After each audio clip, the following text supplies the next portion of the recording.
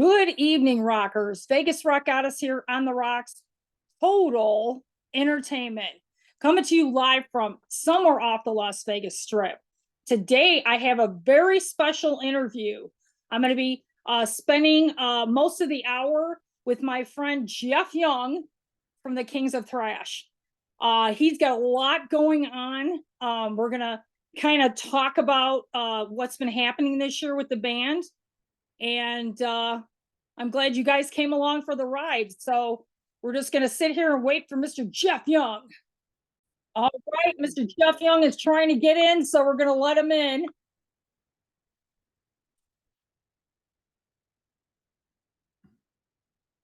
All right, can you hear me, Jeff? How's that? Perfect. Are we offline, just talking offline here? Nope, we're online right now. We're live? Yeah. All right. So how are you? Doing great. Kings of Thrash, man. Let's talk about this year for you guys. It's been great. Indeed. We've had a blast. Unexpected fun. Yeah, I mean, you've gone to Australia, which was amazing. Yep. Melbourne. As you were witness to. Yes, Melbourne, Cambria, Brisbane, and then Sydney was the last stop on the tour. So much fun. You guys really killed it out there. I mean, the fans are like, they are hungry for Kings of Thrash. Good. We're hungry to play music. Which is great. So hopefully, maybe, you never know, maybe there'll be another tour in the wings for 24. Let's see what happens, right? You never know. We could get back over there. That's for sure. See the kangaroos and koalas this time. So, hey, we didn't get a chance to hug and hold any koalas last time. I know. I didn't. Yeah. Nice t-shirt, by the way. Yeah, of course. I had to wear my Kings of Thrash shirt. Right on. So, hey, let's talk about what's going on with you, what's happening. I know you just got off a big Dead Groove tour with Holly and Fred. So what's been happening? Oh, just playing a lot of guitar. I'm in Phoenix, Arizona, hanging out for the time being. I was kind of over Los Angeles. It's not a very fun place to be anymore. I think for that whiskey show, which I'm talking about, if I could helicopter in the back parking lot of the whiskey and helicopter out, that would be my preference. And I was hanging in Vegas for a while too, kind of back and forth between Vegas and LA, but I'm feeling the vibe here in Phoenix. I was here 9 days and I already got 3 gigs that I'm playing. Wow. Next month, or this month, November. We're already here. It's Jeff, November 2nd. What's your take on the Phoenix music scene right now? I haven't been here long enough to make any judgments, but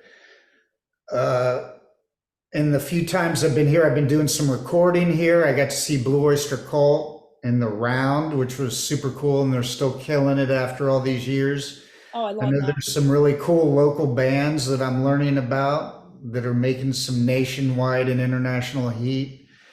And yeah, looking forward to learning more about the scene, but I'm playing with a band. Let me give a shout out to the gig while we're at it. I can promote it. I can hold up the poster and let the people who may be within earshot and driving distance, let them know about this gig. And all the people here are really cool and friendly. Hope I find this easy and it doesn't make me go through torture looking for it. Yeah, Phoenix has got some great bands, Jeff. I've interviewed quite a few of bands from Phoenix. Yeah, everyone's so friendly and cool and welcoming. A little different vibe than you get in LA, a little more standoffish. I know that flyer's here, but you can keep asking me questions. I can multitask. Oh, okay. I So, think it's important to show this gig oh, for because sure, we're gonna, it's for charity, right, and I want to get exactly. this out here. But so you're doing that charity gig, which is awesome. And then you've got a couple shows coming up, in one in LA and then one in at Stages in Anaheim. Yeah, Kings of Thrash in December. You Yep, probably know the dates better than me. right. We're playing, we're going back to where we did this. I'm Yep. holding it up where it all happened, Oh, I wonder who took where it those all pictures. began. I wonder who took those pictures, Jeff. Huh? I wonder who took those two pictures.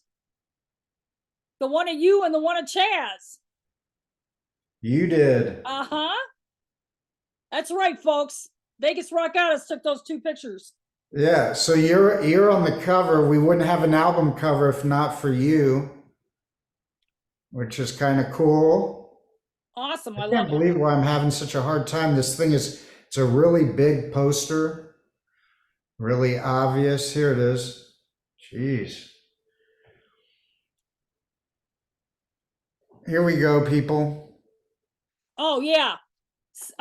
Okay. Yeah, I just had an interview with a band from Phoenix. The band's called Yesterday. Sectus. I hope I'm pronouncing that right. Yeah, Sectus. Really cool cats. Do you know this band? No, I've heard of them, but I actually interviewed a band yesterday, Without Fear. They've played with that band. I don't Ah, know I if got they're it. on the same bill or not. No, they're not But on this build, but you got Sectus with special guests, me, Fourth Hour, and Deep as Bones. okay, That's a name yeah, for a band. It's happening November 11th, right? right. It's some kind of charity thing where they're asking people to bring non-perishable food, blankets, coats, socks. Yeah, that's It'd be usually great if I knew where the event was because this poster doesn't have it. This is like the event, so you could maybe drop a link in your channel or mention it. right. Yeah, totally. If I can I don't get know that the venue. I'm information, new here in town, so yeah, you for have to bear sure. with me if you So, can. yeah, are you excited about it, Jeff? Playing with that band? Of course, we're going to do a Megadeth tune that I've never played before. Is that from the first record? Pardon? Is that going to be from like an earlier? No, it's Megadeth? going to be from an album after me Oh, okay. Very cool. Awesome. because I know most of the stuff on the first record because I know all of it. We do the first record. We've been doing Killing Is My Business in its entirety. But the cool thing about the whiskey and the show at Stages in December, we're going to start busting out some new songs that aren't on So Far So Good So What, that aren't on Killing Is My Business, right? And really excited about that. Actually, songs by other bands that aren't Megadeth. You know, some Metallica, Riot, Def Leppard. We've been doing a few different groups. Sex Pistols, of course. Yeah, I love the Riot cover. That's a fan favorite, right? Yep, Swords and Tequila, baby. And we got to play that the thing about that song that's magic for me is when I was a kid growing up in Dayton, Ohio, I bought that album and loved that band. And I actually got to see them. They were one of the bands that came around opening for a larger international act on these great bills. We used to go see like 2-3 great bands for $7, $8, $10. I'm looking back at my ticket stubs, but they opened for somebody. It could have been Ted Nugent or Blue Oyster Cult, somebody. Amazing. I was right in front of Rick Ventura, one of the lead guitar players, and all these years full circle, he joined us at the Gramercy in New York when we toured there last year, and joined us on Swords and Tequila. Yeah, I remember seeing that video from It's somebody. on our YouTube, yeah. I think Yeah, there's a and couple versions on great, the man. I mean, that had to be a historical moment. Yeah, it was super surreal. I looked over at the guy and just, I mean, and it's a legend of that album, Fire Down Under by Riot. It's kind of a cult classic. It They is. were a I band have that it. never really busted through, but they were as good as Def Leppard and Saxon and all those bands around the time of that kind of new wave of British heavy metal. But Yeah, they were I from New love York that record. City.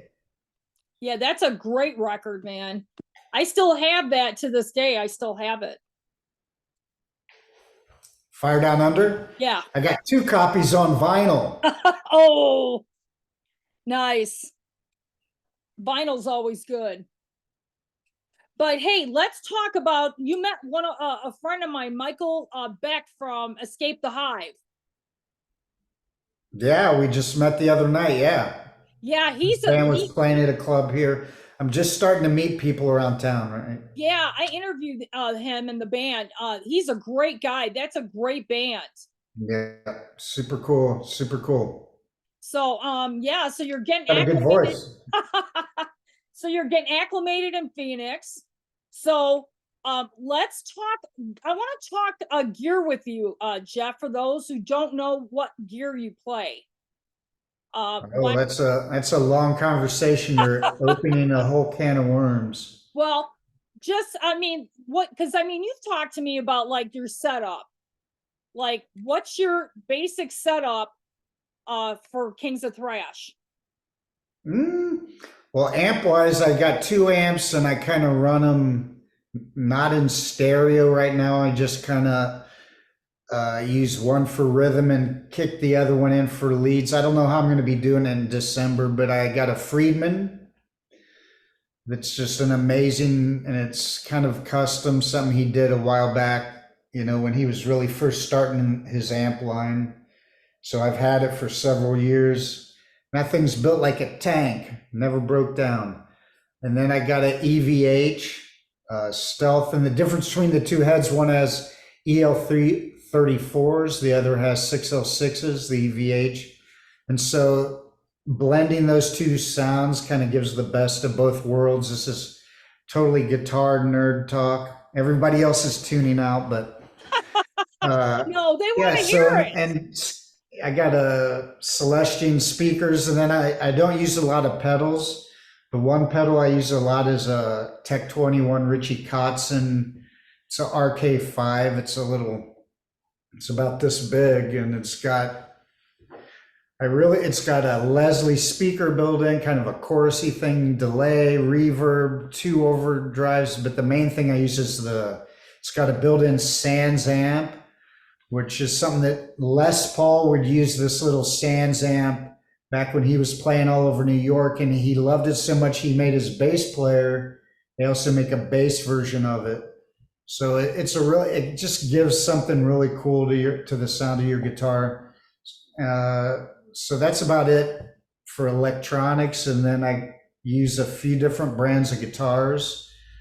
Dean, I got like 3 of those, 2 Reverends, Menerick. You've probably seen the one that looks like your backdrop, like it's on fire. Right. Right. I use that on a couple of the Kings of Thrash songs. I got this guitar sitting next to me. A guy made, this is kind of a replica of the guitar I played in Megadeth back in the 80s. A guy, he makes a guitar a year for somebody, and he made one for Andy Timmons one year, who's a great guitar player. And then the next year he decided he was going to make one for me. And we did a copy. It's like really thick mahogany. It's got a scalloped neck. If people can notice how the neck is, I don't know if that translates on camera, but Yeah. and I only scalp it as wide as my finger on the low frets, as opposed to like how Ingve and a lot of other scalp necks where they take a ton of wood out of it. It's not really necessary. And everyone seems to like these old guitars and ask me, the ones I played in Megadeth were made by Tom Anderson. And everyone always asks me that, so that's probably a good thing to answer here. This guy is Triple X Guitars, which if you can believe Facebook gives him, he can't write it like that on Facebook or they'll block it. Oh, jeez. Right, so he has to write the word triple out. He can't use 3 X's because they think it's porn, the algorithm. But this is a really cool guitar. So I have all kinds of cool guitars. And actually, I got a brand new one that I don't have in my possession. I'll have her very soon. I got to show a picture, and that I can find easy because I know it's fresh. I just found this, the bass player from Badlands, Greg Chason.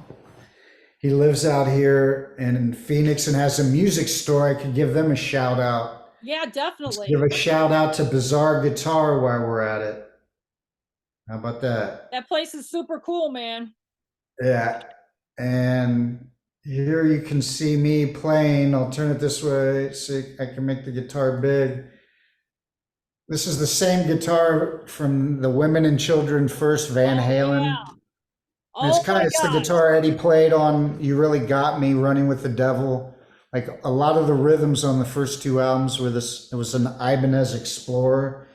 And this is a EVH made by Eddie's own company, right? And they don't even make this body anymore. It's one of the last ones. I happened to find it hanging there and I grabbed it.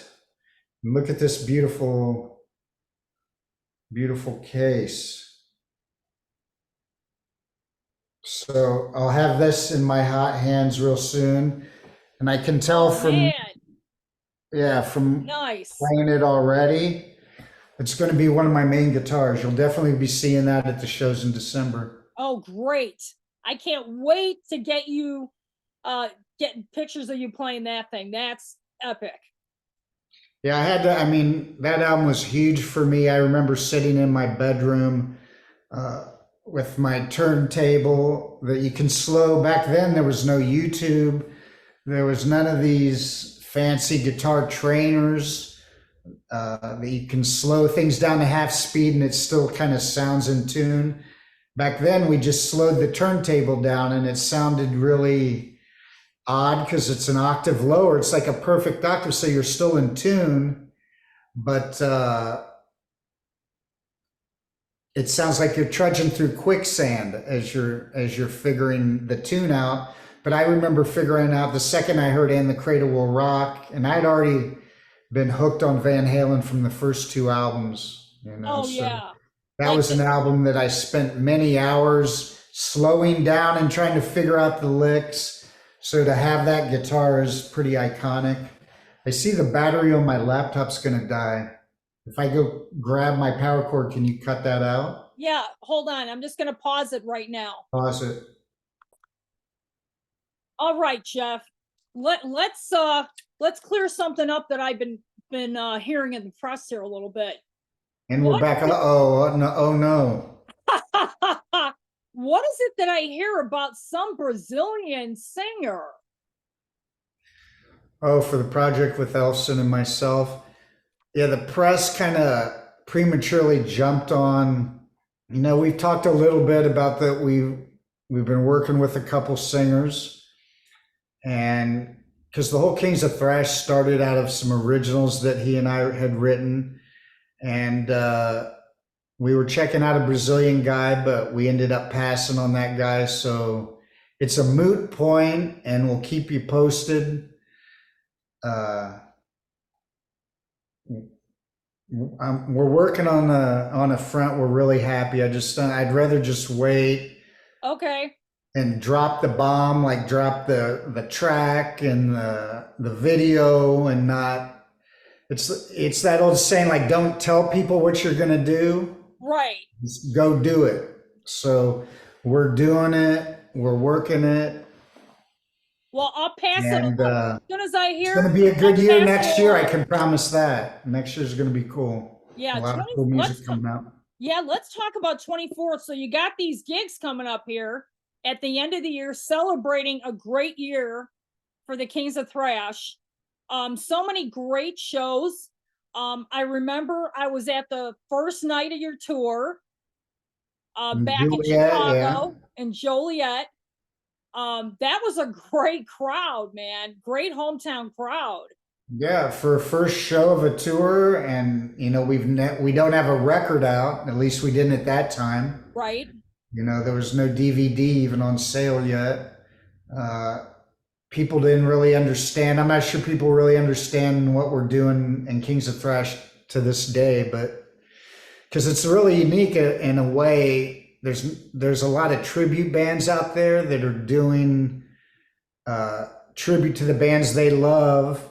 But what Kings of Thrash, what we're bringing, I think is a little different because we got OGs in the band. There's actually people from, we Right. were in the classic era of Megadeth. If you want to talk about, they kind of have a diamond era with Peace Cells and So Far So Good So What and Rust in Peace. It was kind of their heyday. And they had a couple other really successful albums, but so having David and I in the band and Chris Poland guesting with us from time to time, that kind of puts a whole different slant on we're paying homage to the music that we were a part of, which is a little different than a tribute band. And, we're not putting out original music. So it's a little tricky for people to understand what it is, but we've had great crowds. You saw the first one in Joliet. Now look at Sydney. You were also there and you saw our last gig. That's the most recent gig. Right. So you've kind of seen bookends. You've seen kind of how far we've come. Also how I think it's a lot tighter and more ferocious. The more we play together, the tighter it gets and the more effortless it gets.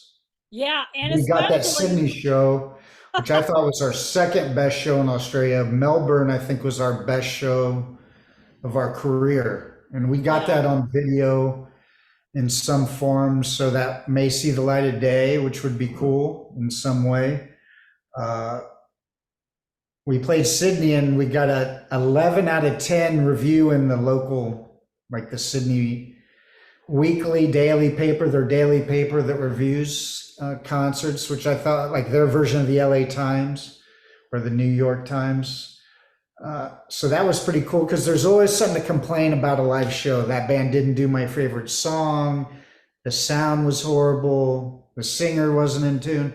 So to get a great review like that for our last show sends us into the end of the year on a high note, so we're going in we feel like we went and conquered, overseas, and we're coming back to where it all began at the Whiskey, which is going to be super cool. We've got better equipment this time.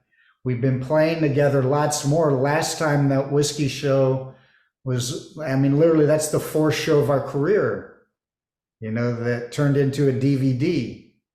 Yeah, how crazy for all was that? prosperity. And most bands have a lot more time on the road and rehearsal and seasoning, but it just worked out. And Cleopatra Records was in the audience and they liked what they heard. And so you got part one, Best of the West. I know we'll be recording more DVD that night and audio. So we want lots of mosh pit and stage diving, just like the Whiskey never allows that. But somehow when Kings of Thrash plays there, all rules go out the door and they let it happen. As you see in the DVD, I forgot, I knew there'd be mosh pits when we did this, but I forgot about the stage diving until I was looking at Fred, looking at my own drummer, and I turned around and bumped into a dude and he's not in my band. Hello there. And then he just jumps in the audience. Well, hey, like how crazy was that, Jeff, at Sydney when the guy landed on you. You got to feel the brunt force. Let me describe it for the audience, give the color commentary. Oh my God. So she came to cover it for you guys. She, at her own expense, goes all the way to Sydney. Her baggage got lost. I don't think you ever got your baggage. You had a hell of a trip. Oh my God. And to add to it, we always have security. It's in our rider that we got to have a barricade. And sometimes they're pretty heavy duty. It's amazing, some of these barricades. I'm like, whoa, man, they're expecting battle here tonight. Well, yeah, it's metal. It's usually metal of some kind and reinforced with pillars of some sort. And the photographers can be in that pit sometimes. Usually they're standing. And this being probably one of your first like real heavy thrash mosh shows, you probably didn't stop to think. You sat right at the barrier right here. Yeah. Meaning the people were right behind your head, meaning the moshing was going on right here behind you. And at some point, I didn't see it, but some dude came over landed right on your head, right? Landed right on you. And when I looked down in the audience, you were just like, no. And I was like, uh-oh. I knew exactly what had happened. And they're escorting the guy off to the side. He's all drunk and I'm like, oh my God. I was protecting my face, Jeff. I'm going like this and that was nuts. like Yeah, roll. because nothing can prepare you for that when someone No. just suddenly bonks on And you, or all I saw you're was standing there watching a band, they step on your foot or bash into you or something. right. But no, all I remember was I'm getting my gear packed up because it was like the last song. And all of a sudden I felt something come over me and I'm looking at Chaz. I'm like, oh my God. The look on his face was priceless. He's like, oh my God, are you alive? He's Hurts, don't it? Yeah, but you see, you've survived. You're a survivor. yes, You survived the Kings of Thrash, the mosh pit. I did. And you've got I was lucky, when coming into Megadeth and into this genre of music, I went straight up on the stage and I was never in a mosh pit. So I've never had to. Oh yeah. Never had the pleasure or the torture. Oh, I have. But I get to I get the bird's eye view, man. It's the best. Right. Because every night you're just there with the view, and we get the people going, we tell them, and they start whirlpooling. You're not hurting yourself. You're just watching. But see, my first mosh pit, Jeff, was at Ozfest. I'm standing there watching Drowning Pool at Ozfest. Okay, this was like in 2006. Okay, up in Wisconsin. And I'm standing there, and all of a sudden, these people are circling me. I'm like, what the hell are they doing? All of a sudden, they started moshing and tossing me around. Oh my gosh. I could see Drowning Pool bringing a mosh pit on. Yeah. So, all yeah. All I remember. So you're no inexperienced novice, but no. Yeah, that hurts when you get it on the head with some big, heavy dude, sweaty guy. Oh my God. I thought he broke my nose, to be honest with you. I thought the dude literally fell on my nose. And I'm like, oh my gosh, thank God. He just. I know, everyone was relieved. We were like, yeah, because you went to all the trouble to come there and cover the show for us, and I mean, help get the word out there. Fun. So it was definitely memorable, for sure. Mm-hmm. I'm definitely. Hopefully, we'll be back to Australia in 2024. Nothing would make me happier. I know. Yeah, lots of stuff to talk about next year, Jeff, for sure. Mm-hmm. So yeah, I wish I could talk about more stuff like the original stuff, but. Yeah, suffice it to say, there's lots of original stuff in the works. We're in the studio. I'm in the studio. I've been working on my solo album, for over a decade, slowly one song at a time, as I could afford to go in the studio, because I like doing everything to 2-inch analog tape and not digital. So like Slow Burn on my Bandcamp, I know I tracked the basic tracks to that back in 2011. Same day I did Wave Rider, which is another song that's coming for summer 2024. But I think you've got a little advanced preview. It's not finished yet, but you've heard some of the original stuff. So, but I just, again, I don't want to talk about what we're doing. It's better just like drop the bomb. Right, of course. Bodies hit the floor. Pardon the pun. Yeah, Stun the unsuspecting bystanders. Jeff, let's talk about, when was the first time when you were a child that you picked up a guitar? Oh, in the talent show when we pantomimed Kiss. I think I posted a picture not too long ago. Yeah, I think so. I think I saw me as Paul Stanley. It was 8th grade, junior high, Van Buren Junior High in Kettering, Ohio, was Centerville, Kettering. And the talent show, we had the lights, the Kiss light logo that lit up, our Gene Simmons Spit Blood. We had the platform shoes, the whole scene. The kids lit lighters and we pantomimed a Black Diamond from Kiss Alive, the whole live long. And we had the flash pots at the end. My buddy Bob L Bob Ellis. We figured out saltpeter that they use with horses to like curb their sex drive. You use that and a couple other ingredients, and you got and just a can, like we nail a can on a 2x4 this Oh big, my gosh. put them all over the stage, and you got, I mean, schools would never let that fly this day and age. Oh no. Never. No way. I mean, imagine with how the crackdown and how society has devolved over the years. I mean, you got to think what year this was. This is late 70s, right? I mean, Kiss Alive was like the album of the time, and the kids lit their lighters in the audience when we did it. The talent show happened twice. We did it once at night when the parents come and see their kids and clap for all their kids. And then we did it again in the afternoon, but that night, and we didn't expect this. When I came out, you know, the beginning of Black Diamond, and I didn't know Peter Criss sang that song. I was singing it. I sang it as Paul Stanley. We didn't even know because no one had seen Kiss, right? And so I came out, and the kids all over the venue, auditorium, lighting their lighters in front of their parents. Wow. It was something, you know, it's something from my book. It's, you know, it's something out of a movie that for a kid, and I didn't even know the chords and the song. I was just faking it. But that's the first time I ever held a guitar. Wow. Then I started playing. Then I started with the Mel Bay book and got a guitar teacher in Kettering up at the local music store, and the rest is history. Yeah, I mean, that's super cool. What was the first concert, Jeff, you ever attended? Well, first rock concert or Yeah. first concert? No, first rock concert. Kiss Alive 1. Really? Same, isn't that weird? The same album I'm talking about. Wow. That same year. Right? Wow. My first concert ever was Bobby Sherman.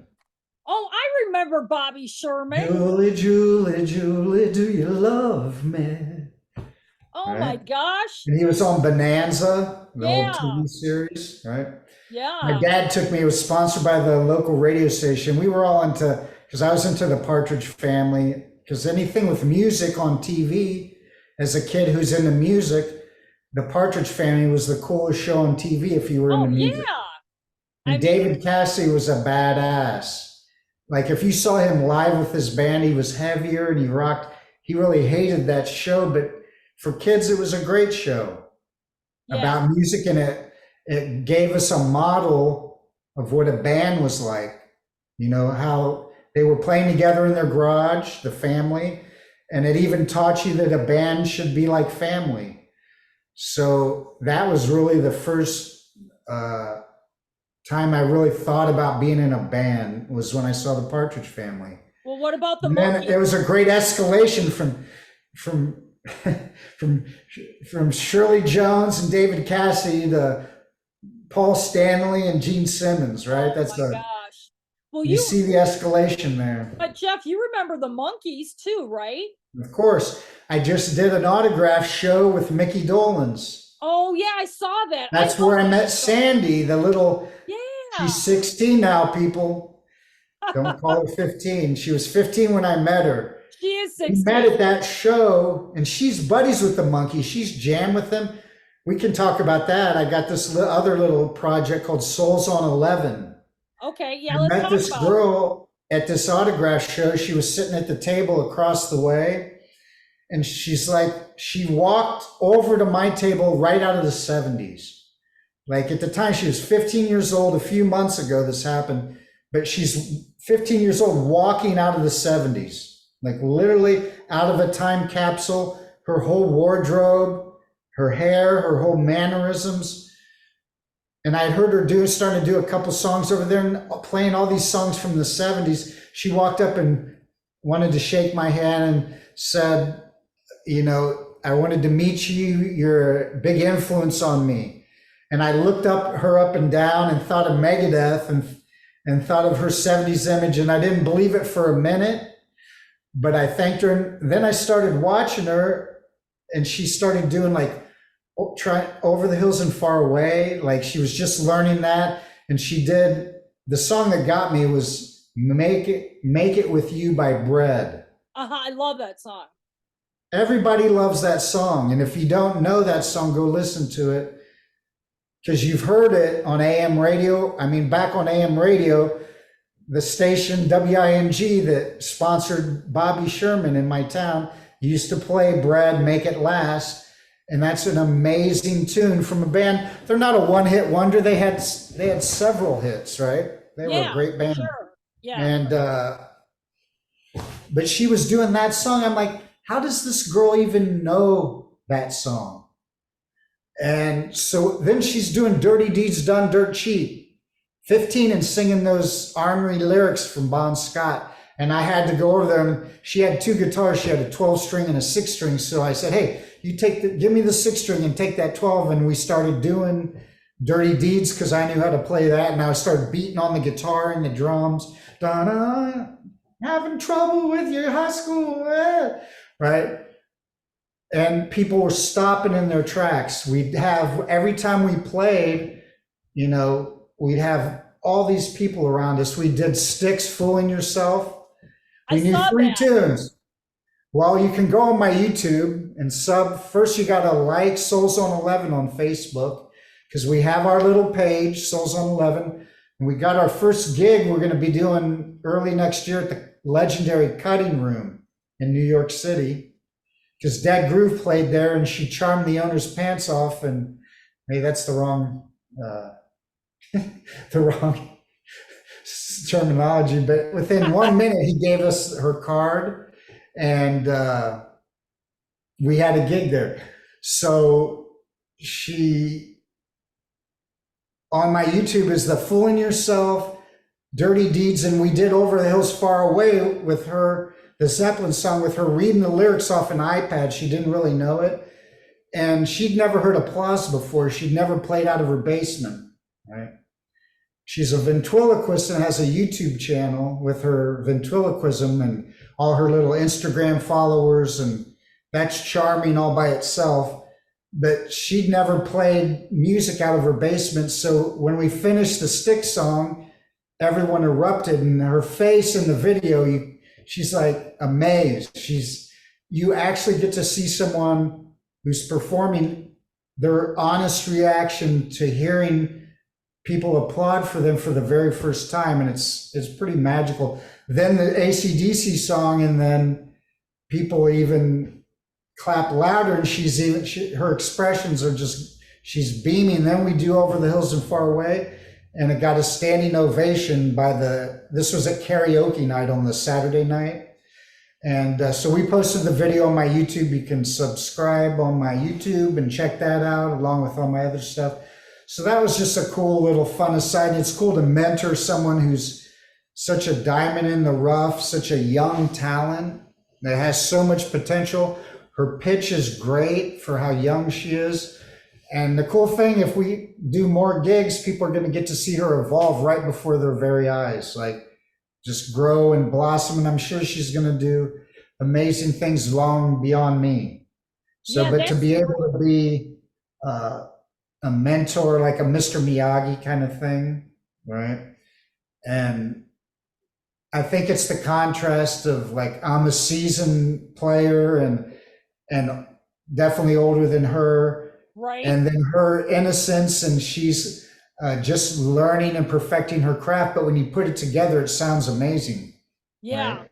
She's as soon as you hear the Styx song, like, people just start oohing and ahhing. As soon as they hear her start singing, she's got that X factor. We could go on America's Got Talent and take it, I think. Oh yeah, I mean, I love Fooling Yourself. That's like one of my favorite Styx songs. And being from Chicago, it's their hometown. I've met them before. Mm-hmm. Just when you guys sang that, I was just like. And the funny thing is that she's playing everything I'm playing on guitar. And even when we did the Zeppelin thing, in the studio, Jimmy Page does his da da da da da. He plays the whole first progression. And then the second time it comes around before the singing, he adds a 12 string and doubles it. She comes right in on the 12 string, right on beat. And the whole audience is like, no way. Like, they're just like, forget about it. They can't even believe it. And I didn't teach her it. She just knew it. she just, she's very intuitive player. She plays violin, she plays Oh, piano. wow. She's gonna be something. She's a real Renaissance woman. Well, that's So I great got that you, that, and then the Jeff Young band stuff. That's just a lot of different musicians that I've met over the years. It's, kind of like Santana when he had a lot of different people on his album contributing, different singers and right. different players, kind of like that. And then who knows what else you'll hear next year. Yeah, I mean, this We has got been, some surprises in the works. yeah, and you'll hear it first from the Vegas Rock Goddess. Yeah.